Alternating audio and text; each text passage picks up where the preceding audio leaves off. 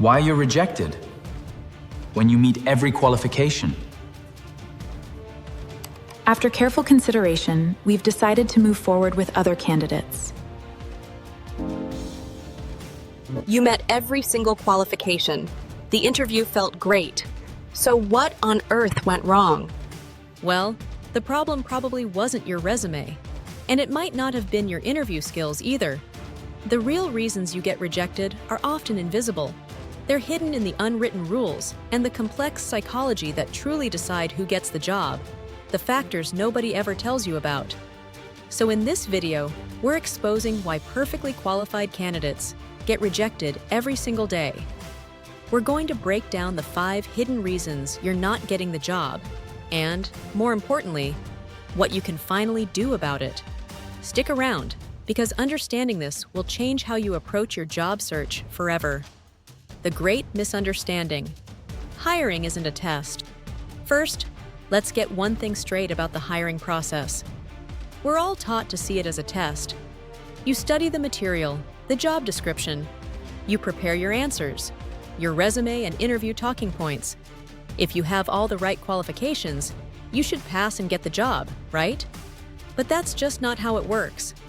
Hiring isn't about passing a test. It's about winning a competition. You're not just being measured against the job description, you're being measured against every other candidate, the company's secret internal priorities, and the hiring manager's personal perception of risk. It's a pattern we see in the data from countless hiring decisions. The choice is often about tiny calibrations, not a simple pass or fail. Here's the core idea you need to remember. Qualification gets you in the door. Perceived fit, timing, and risk get you the offer. You can be a 10-10 candidate, but if someone else is a 10.5 for that very specific moment in the company's life, you're going to get that rejection email. It feels personal, but most of the time, it's just brutal comparison. Unwritten rule number 1, the more specific match.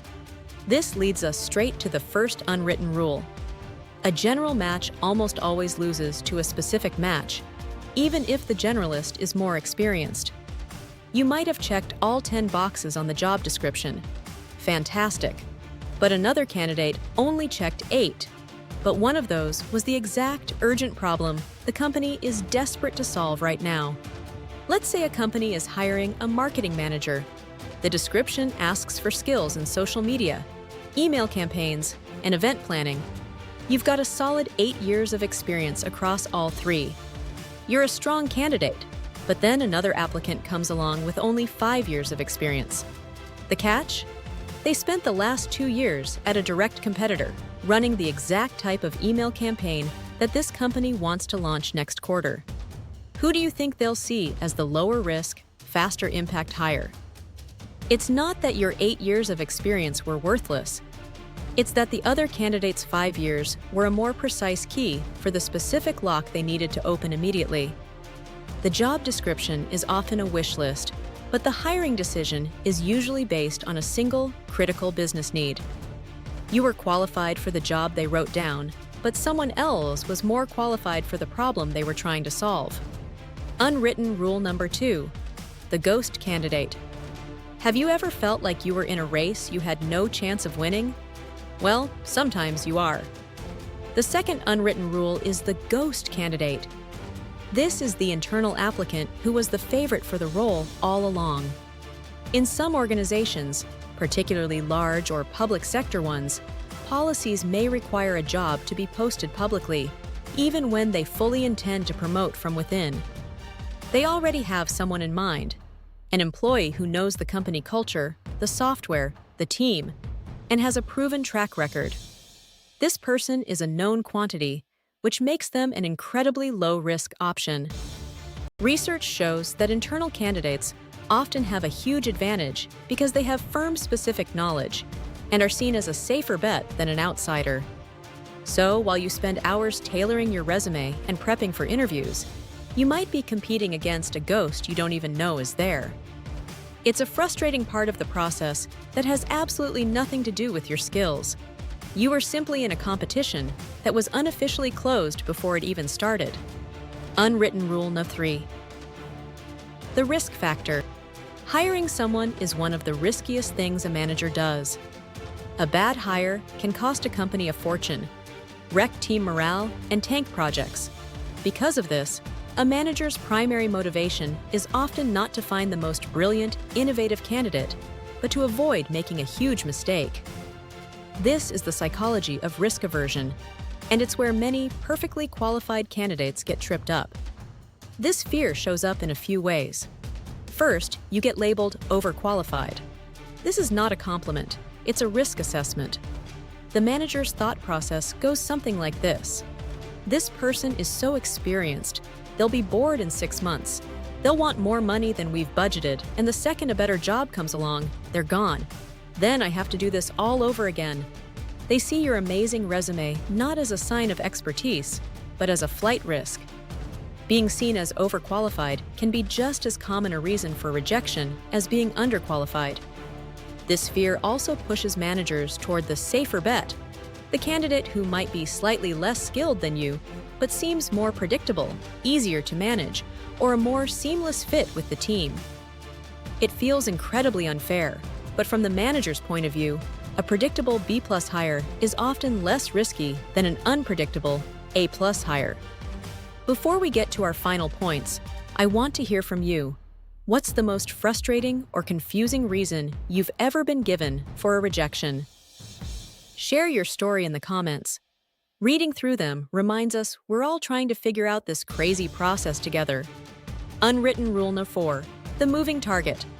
The fourth unwritten rule is that you might be aiming at a target that's constantly moving or has already disappeared. Sometimes the reason for your rejection has nothing to do with you or any other candidate. The role could have been put on a hiring freeze because of a budget cut. The department's strategy might have shifted, making the position irrelevant overnight. The team could have been restructured, and suddenly their needs changed completely. These are things that are totally out of your control, yet they can stop a hiring process dead in its tracks. Even the job description itself can be a moving target. Let's say a company posts a role for a project manager, but as they interview you and others, they realize what they actually need is a data analyst with some project management skills. So they pivot. They change their criteria mid-search. You were the perfect fit for the job they thought they needed, but not for the one they discovered they actually needed. Your rejection wasn't a failure on your part. It was just a result of the company's own learning process. Unwritten rule number 5, the decisive edge. When the competition is tough and there are several fantastic candidates, the decision often comes down to a single, razor-thin advantage. This is the final unwritten rule. Sometimes someone else just had one decisive edge. It might not even be about skills. Maybe they had a powerful internal referral from a senior employee that the manager trusts. Perhaps their last project was a near-identical twin to the first project they'd be doing in this new role, offering compelling proof of immediate impact. Or it could be the infuriatingly subjective concept of chemistry or culture fit. It can be a minefield of bias, but it's also a very human factor.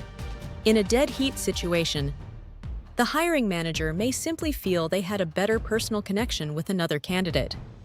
A tiny, almost random factor can be the tiebreaker. It doesn't mean you were less qualified. It just means another candidate had one small thing that tipped the scales. The solution: how to play by the unwritten rules. So, knowing all this, how do you move forward? You can't change a company's internal politics or a manager's fear of risk, but you absolutely can change your strategy. This is how you take back control. First, shift your mindset from qualified candidate to problem solver. Your resume shouldn't just be a list of your duties. It should be a highlight reel of your solutions. For every skill, connect it to a specific, measurable result. Don't just say you managed a team. Say you led a team of 5 to increase productivity by 20% in 1 year. This kind of language speaks directly to that risk-averse manager and gives them hard evidence of the value you bring. Second, get ahead of the overqualified risk. If you're applying for a role that might seem a bit junior for your level of experience, Use your cover letter and interview to explain why you want this role at this company. Talk about your passion for their mission, your desire to learn about their specific industry, or your interest in the team's work. Genuine enthusiasm can neutralize their fear that you're just looking for a temporary landing spot. Third, read between the lines of the job description. Try to figure out the underlying business pain. Are they launching a new product, trying to enter a new market, struggling with efficiency? Frame your entire application as the specific solution to that urgent problem. Finally, use your network. That decisive edge is often a strong referral. A recommendation from someone inside the company is a powerful vote of confidence that can instantly lower your perceived risk in the eyes of a hiring manager.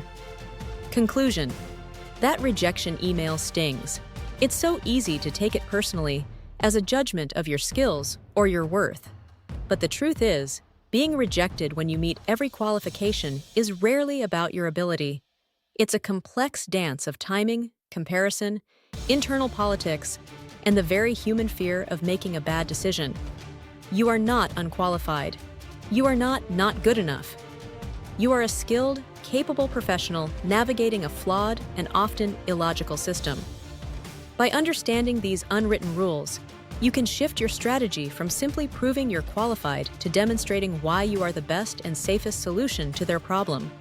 See every rejection not as a final verdict, but as data. It's a signal to refine your approach, to tell your story more effectively, and to keep searching for that perfect intersection of your skills and a company's real, urgent need. The right match is out there. If this video helped you see the job search in a new light, please hit that like button and subscribe for more insights into the hidden rules of the professional world. And if you know someone who's feeling discouraged in their job search, share this video with them. Sometimes, just understanding the why makes all the difference.